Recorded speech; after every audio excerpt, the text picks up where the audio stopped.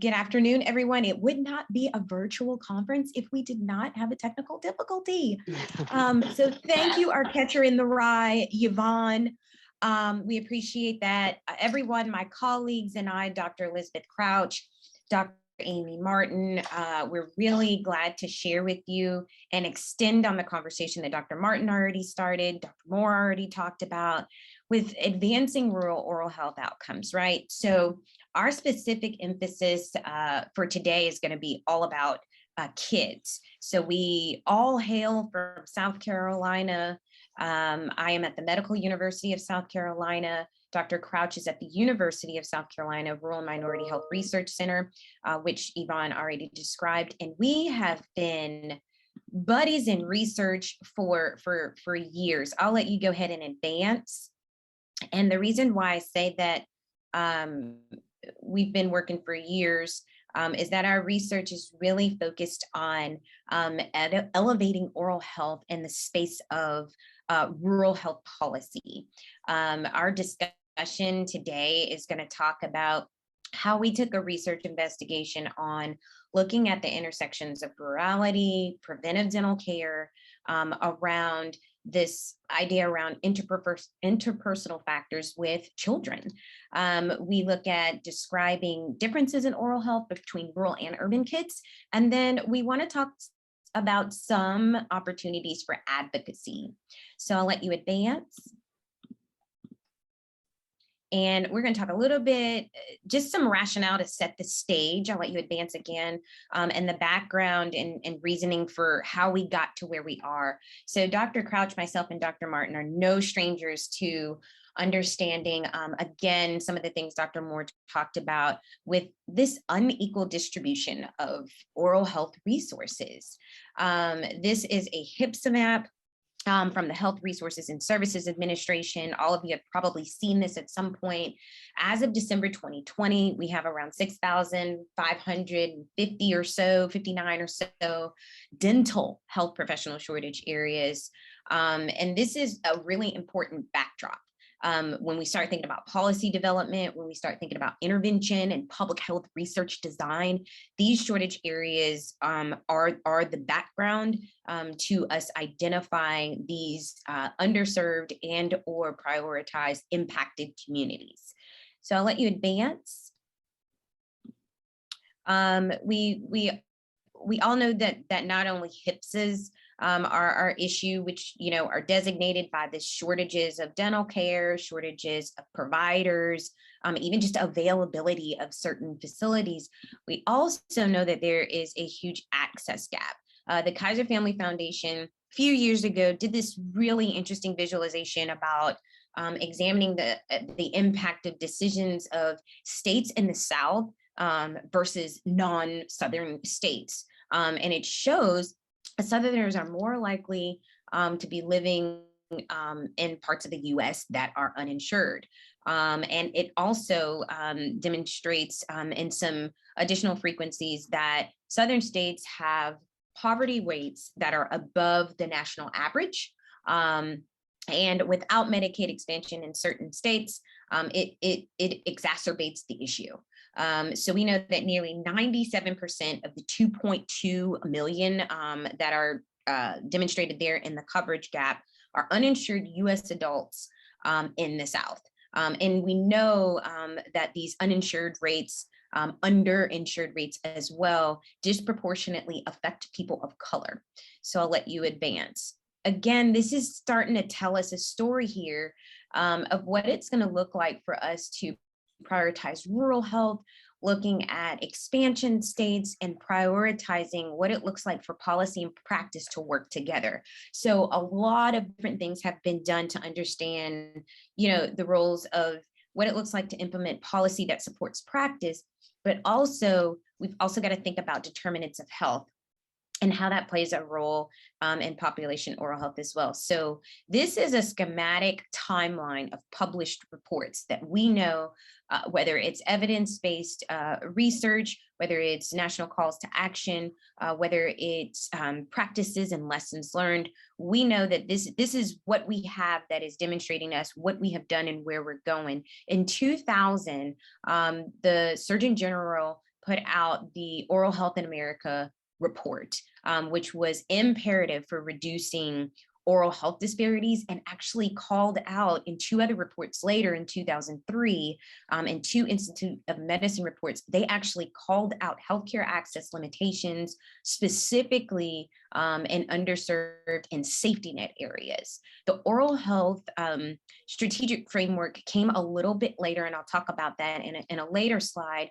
But following those Institute of Medicine reports, there were other publications from the National Advisory Committee on Rural Health and Human Services, of which Dr. Marsh-Brand, as well as Dr. Martin, contributed in great ways to, as well as the National Rural Health Association, published lots of different practice lessons learned and ways that we really need to think about our institutions and how we are addressing oral health overall, and innovations that will improve quality, clinical care, care delivery, and healthcare access. So I'll let you advance. There are three, in addition to this timeline, there's three landmark legislations that obviously are the undergirding of this research investigation that Dr. Crouch and I are talking about today. And the first one is the Affordable Care Act. This expansion that supported Medicaid programs designated oral health as an essential health benefit for children. So insurers were required to cover dental services and benefits for the first time in U.S. history, reducing financial barriers experienced by many families. And again, I'm specifically pointing out this essential health benefit for children in the ACA. We also know that in 2018, the Action for Dental Health, all it did was it catapulted that EHB. It authorized a portfolio of grants that were administered by the CDC and HRSA, of which it prioritized rural populations as it relates to access for quality dental care. And lastly, but not least, the expansion of FQHCs. So this is kind of a byproduct of the ACA. FQHCs, we know this expansion of oral health programs, it made a big dent. And what we were trying to seek for in proliferating oral health care to some of our most vulnerable communities. And we demonstrated that HRSA would award $85 million to around 300 or so FQHCs for the sole purpose of expanding oral health service delivery and creating infrastructure. So these landmark legislations, huge deal, and making an impact on how we will see children receiving care and seeking out care. And I'll let you advance. I mentioned this earlier, which was the DHHS Oral Health Framework. This framework is really sentinel. It was from 2014 to 2017. It really served as a huge compass for the three landmark legislations, all of the published reports, or most of the published reports, and it was informed by previous Institute of Medicine studies, other publications, related lived experiences, and it was really truly an opportunity for improvement in rural communities. There are 5 main goals of this framework that really emphasize the support of the environmental context and understanding troop efforts to improve access to dental care. This last kind of background drop, I'll let you advance, that I wanted to bring up as a part of what, really forced us to think through the intersections of rural and oral healthcare access for kids is COVID. And I'll let you advance one more time. The COVID-19 pandemic, it really presented a different type of opportunity for the dental profession to shift from this focus of surgical intervention to prioritizing prevention. And the Preventing Chronic Disease journal actually published this commentary authored by doctors Bryan and Weintraub. And they really talked about the importance of embracing non-surgical and non-aerosolizing caries prevention and management, and it highlighted this really pivotal point that we have to make permanent, in some cases, these temporary regulatory changes that were implemented because of COVID and a reaction to this immediate crisis, which in long term can provide access to oral health care, addressing different types of health disparities and inequities to improve population health. All of this brought us to our study purpose, and I'll let you advance.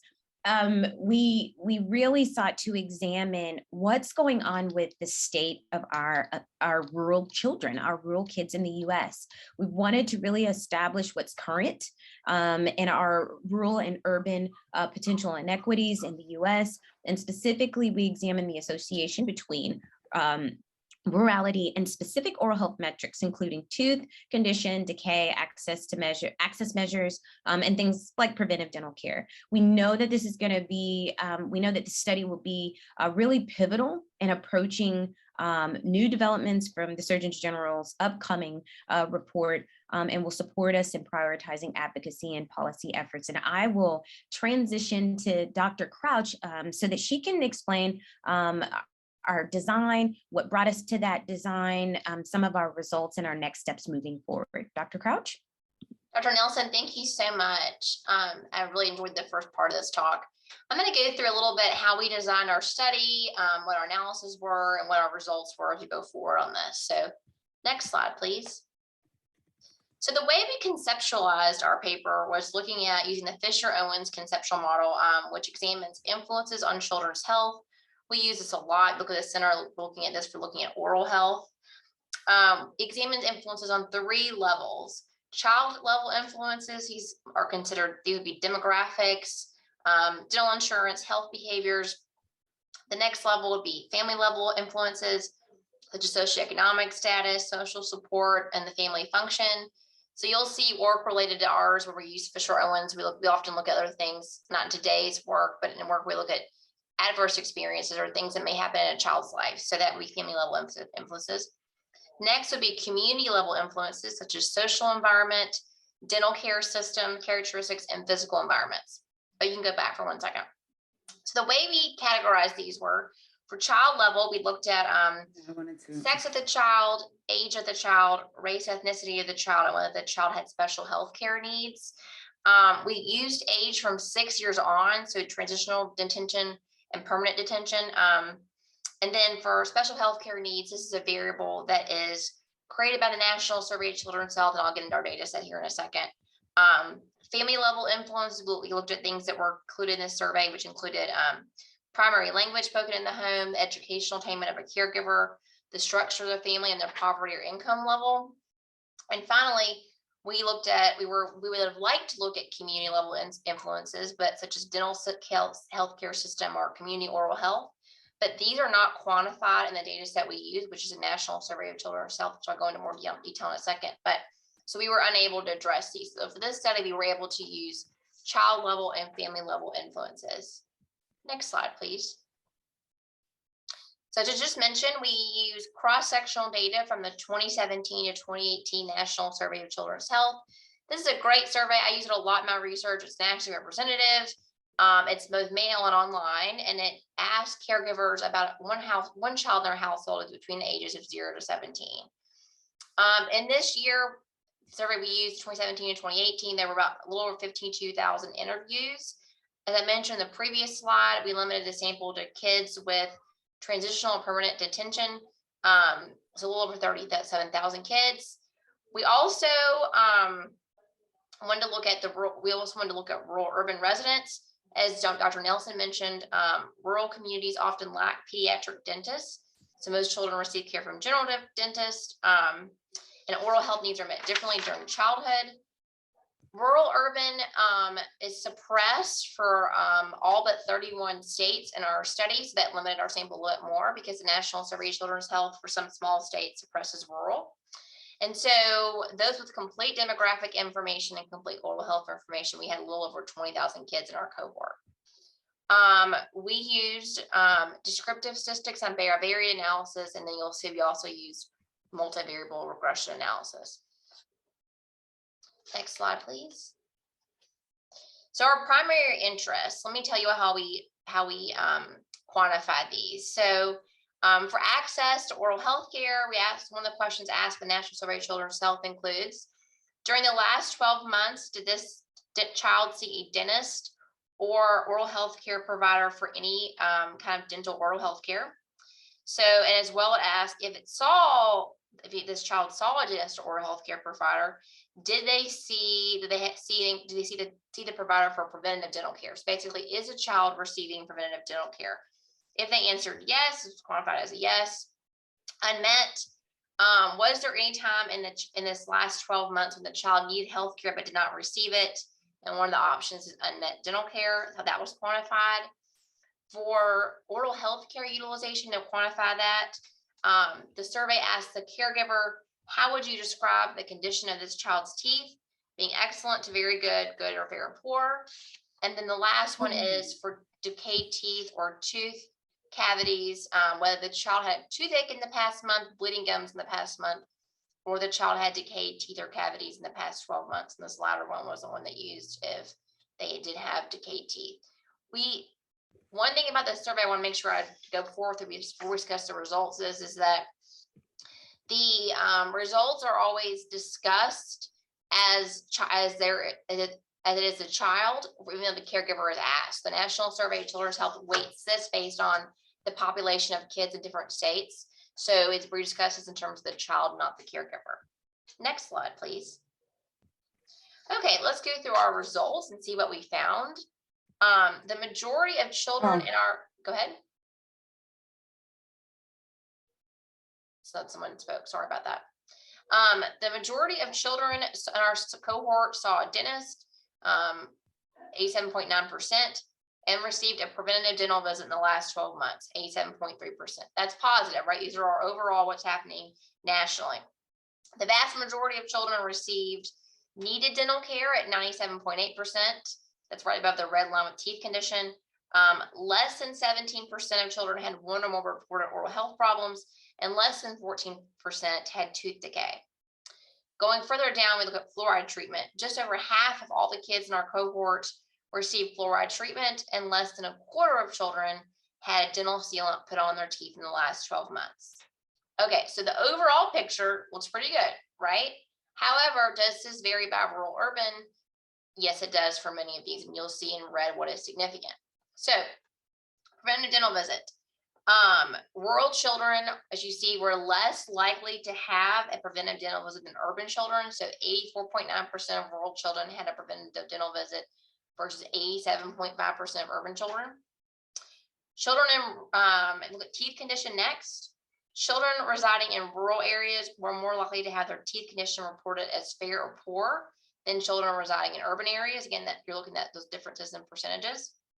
And then compared to the urban counterparts, the last one is rural children were less likely to have fluoride treatment, and also less likely to have a dental sealant. Next slide, please.